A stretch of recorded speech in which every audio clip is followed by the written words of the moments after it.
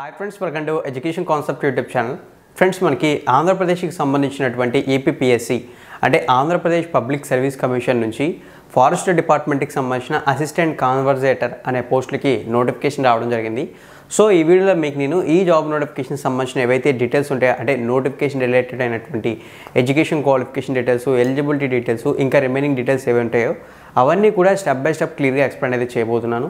Interest ఉన్న candidates ఎవరైనా ఉంటే అంటే ఏపీపీఎస్సీ జాబ్స్ గెట్ చేయాలనే ఇంట్రెస్ట్ ఉన్న క్యాండిడేట్స్ ఎవరైనా ఉంటే మెయిన్లీ ఫారెస్ట్ డిపార్ట్మెంట్లో వాళ్ళ వీడియోని ఎండింగ్ వరకు అయితే చూసి జాబ్ నోటిఫికేషన్ డీటెయిల్స్ అన్నీ కూడా పూర్తిగా తెలుసుకోండి.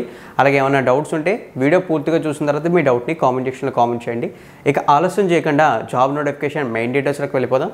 అట్ ది సేమ్ టైం నాది ఒక చిన్న రిక్వెస్ట్ ఫ్రెండ్స్, వీడియోని ఎండింగ్ వరకు చూసిన తర్వాత నా ఎక్స్ప్లెనేషన్ నచ్చినట్లయితే లైక్ చేయకుండా మాత్రం వెళ్ళిపోకండి. ఫ్రెండ్స్, ఇక మనం కనుక ఈ జాబ్ నోటిఫికేషన్ మెయిన్ డీటెయిల్స్లోకి వెళ్తే ఇప్పుడు ఏదైతే మనం మాట్లాడుకుంటున్నటువంటి జాబ్ నోటిఫికేషన్ ఉందో ఆ జాబ్ నోటిఫికేషన్ సంబంధించినటువంటి పీడిఎఫ్ అయితే ఇది. ఇక్కడ నేను ఒకసారి అండర్లైన్ చేస్తాను చూడండి, Andhra Pradesh public service commission Vijayawada అని చెప్పి క్లియర్గా అయితే కనబడుతుంది. అట్ ది సేమ్ టైం ఈ నోటిఫికేషన్ సంబంధించిన ఇన్ఫర్మేషన్ మనకి ఈ నెల 18వ తారీఖున రావడం జరిగింది. అంటే మనకి ఏప్రిల్ 18వ తారీఖు అంటే సోమవారం ఈ జాబ్ నోటిఫికేషన్ సంబంధించిన ఇన్ఫర్మేషన్ ఏపీపీఎస్సీ వెబ్సైట్లో షేర్ చేయడం జరిగింది ఆంధ్రప్రదేశ్ గవర్నమెంట్. ఇక ఈ నోటిఫికేషన్లో మనం తెలుసుకుంటున్నటువంటి పోస్టులు చూసుకుంటే అసిస్టెంట్ కాన్వర్జేటర్. ఇక నేను అండర్లైన్ చేశాను చూడండి, అసిస్టెంట్ కాన్వర్జేటర్ పోస్టులకు సంబంధించిన వివరాలు తెలుసుకుంటున్నాం. అది కూడా మనకి ఫారెస్ట్ డిపార్ట్మెంట్కి సంబంధించి అంటే ఆంధ్రప్రదేశ్ ఫారెస్ట్ డిపార్ట్మెంట్కి సంబంధించిన జాబ్స్ అయితే ఇవి, అది గుర్తుంచుకోండి.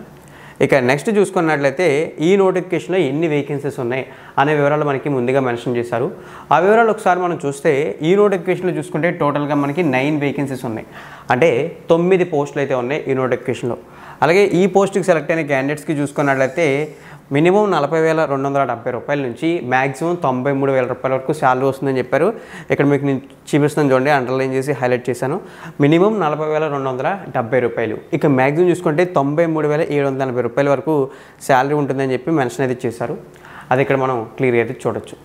ఇక నెక్స్ట్ మనకి ఇంపార్టెంట్ డేట్స్ ఇచ్చారు. ఆ ఇంపార్టెంట్ డేట్స్ ఏంటంటే ఆన్లైన్ అప్లై ప్రాసెస్ ఎప్పుడు స్టార్ట్ అవుతుంది, ఎప్పుడు ఎండ్ అయిపోతుంది అని చెప్పి.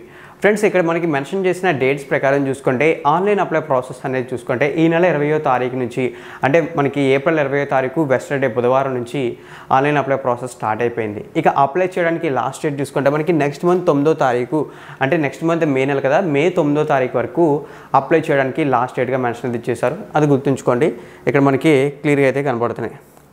అయితే ఇక నెక్స్ట్ చూసుకున్నట్లయితే మనకి ఏదైతే ఎగ్జామ్ ఉంటుందో ఈ ఎగ్జామ్ మనకి ఓన్లీ ఇంగ్లీష్ మీడియంలోనే జరుగుతుందని చెప్పి మెన్షన్ చేశారు.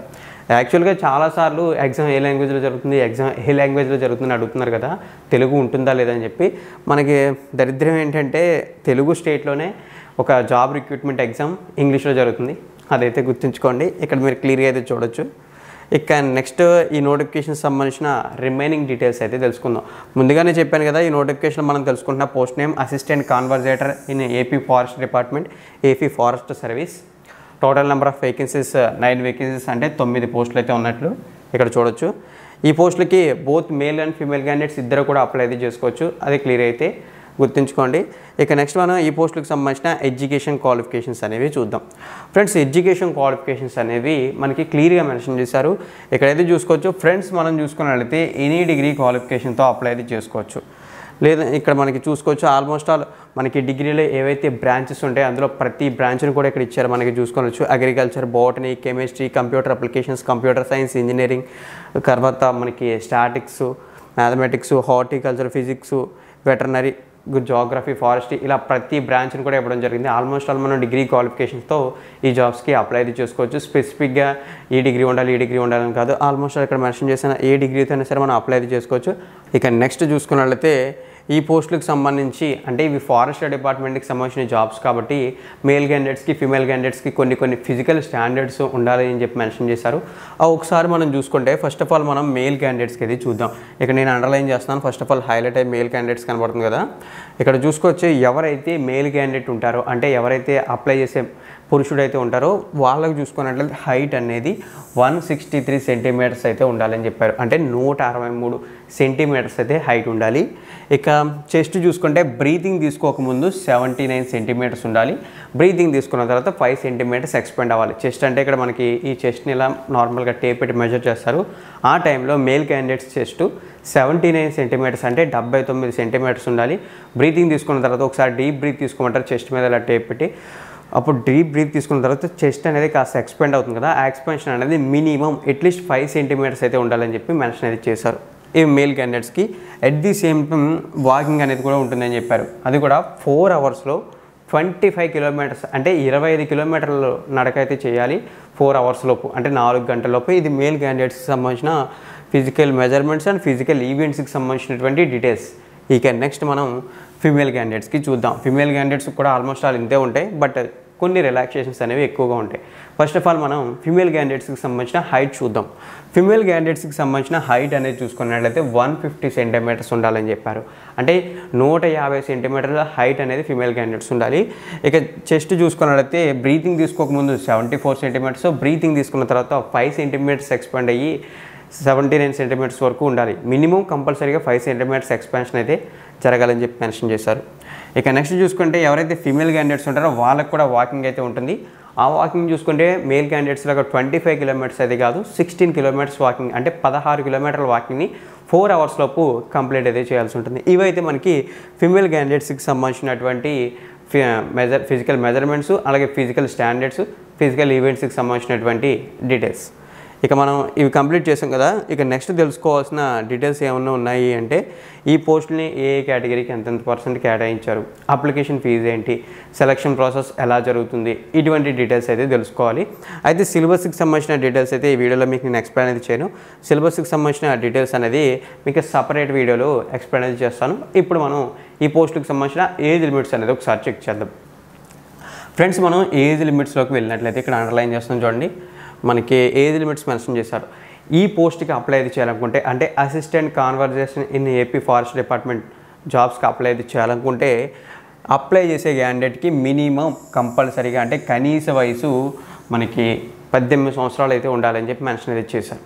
ఇక్కడ మీరు క్లియర్గా చూడొచ్చు 18 సంవత్సరాలు. ఇక మ్యాక్సిమం చూసుకున్నట్లయితే 42 ఇయర్స్ అంటే 42 సంవత్సరాల వయసు దాటని క్యాండిడేట్ ఎవరైనా అప్లై చేసుకోవచ్చు. మినిమం కనీసంగా 18 సంవత్సరాల వయసు దాటి గరిష్టంగా 42 సంవత్సరాలు దాటని క్యాండిడేట్ ఎవరైనా సరే అప్లై చేయొచ్చు. ఇక మనకి ఏజ్ రిలాక్సేషన్స్ ఇచ్చారు. అంటే వయోపరిమితి సడలింపులు ఉంటాయి కొన్ని కేటగిరీస్ వాళ్ళకి, అవి అయితే మనకి ఇక్కడ ఇవ్వడం జరిగింది. అవి చూసుకున్నట్లయితే ఎస్సీ అవని, ఎస్టీ అవని, BC and economical weaker section క్యాండిడేట్స్కి 5 ఇయర్స్ అనేది ఇవ్వడం జరిగింది ఏజ్ రిలాక్సేషన్. అంటే వాళ్ళు 47 ఇయర్స్ వరకు అప్లై చేసుకోవచ్చు.